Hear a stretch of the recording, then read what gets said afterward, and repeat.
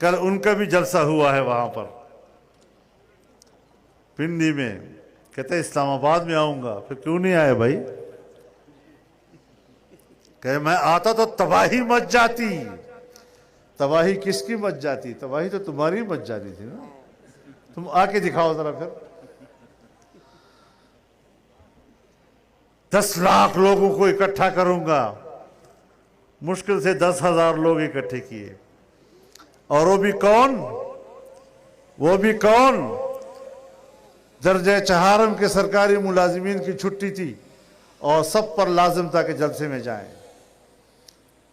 6,000 तक सफेद लिबास में पुलिस वालों को हाजिर होने का पाबंद बना दिया गया था।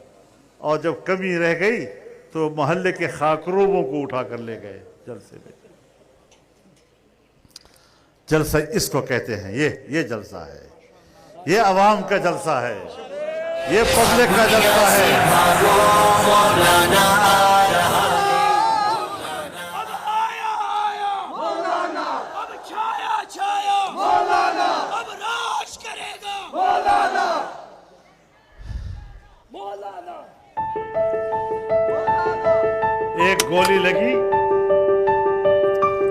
एक गोली लगी और ऐसा भागा है